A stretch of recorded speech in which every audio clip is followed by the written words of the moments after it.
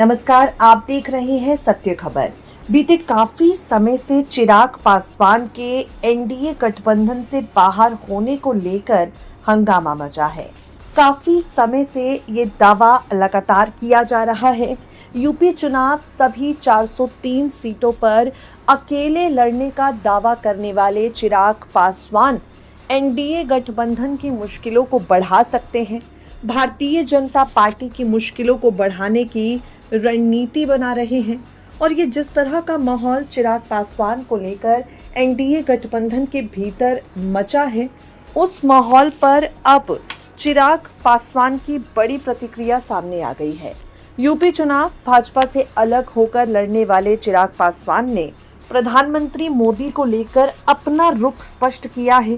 PM Modi के हाल ही में 12 साल पूरे होने पर चिराग पासवान ने पीएम मोदी के नेतृत्व में केंद्र सरकार की उपलब्धियों, विपक्ष की राजनीति और देश के विकास के मुद्दों पर अपनी बात रखी। चिराग पासवान ने कहा, प्रधानमंत्री नरेंद्र मोदी के नेतृत्व में भारत ने आर्थिक क्षेत्र में उल्लेखनीय प्रगति की है। आधारभूत संरचना के विस्तार, डिजिटल क्रांति और निवेश को बढ़ावा देने वाली नीतियों के कारण आज दुनिया की सबसे तेजी से बढ़ती प्रमुख अर्थव्यवस्थाओं में भारत शामिल है। विकास योजनाओं का सीधा लाभ जिलों और गांवों तक पहुंच रहा है, जिससे स्थानीय अर्थव्यवस्था मजबूत हो रही है। लोगों का जीवन स्तर बेहतर हो रहा है। एनडीए सरकार 2047 तक भारत को विकसित राष्ट्र बनाने के लक्ष्य पर काम कर रही है। चिराग पासवान ने 2029 चुनाव को लेकर कहा, राहुल गांधी मानते रहे, अपने मन में मानने से क्या जाता है। मानिए कि आप अमेरिका के राष्ट्रपति बन गए हैं। मानिए कि आप यूनाइटेड ऑफ अमेरिका के सेक्रेटरी जनरल बन गए हैं। आपको जो मानना है प्रभु मानिए, मानने से कौन रोक रहा है।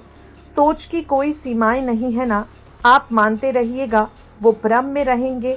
रहिए, मेहनत नहीं कीजिएगा, गलतियों को नहीं सुधारिएगा, कमियों को बेहतर नहीं कीजिएगा, उससे सीखकर आगे नहीं बढ़िएगा। जब तक ये सब नहीं कीजिएगा, हम लोग जीतते रहेंगे। मदद तो विपक्ष भी कर रहा है। जहां एक तरफ प्रधानमंत्री की लोकप्रियता है, हमारी नीतियों के जनता विश्वास करती है, वही विपक्ष टूटा हुआ है। वो जब चुनाव हारते हैं, एक कमरे में बैठ जाते हैं इंडिया अलायंस को लेकर, फिर चुनाव आएंगे, फिर अलग हो जाएंगे। आज ममता बनर्जी को गले लगा रहे हैं, वही हफ्ता दिन पहले बंगाल में जाकर कोस रहे थे। ऐसे में महत्वाकांक्षी दलों का गठबंधन आज भी अपनी गलतियों से ये लोग नहीं सीखेंगे। मुझे नहीं लगता विपक्ष 30-40 सालों तक वापसी कर सकता है।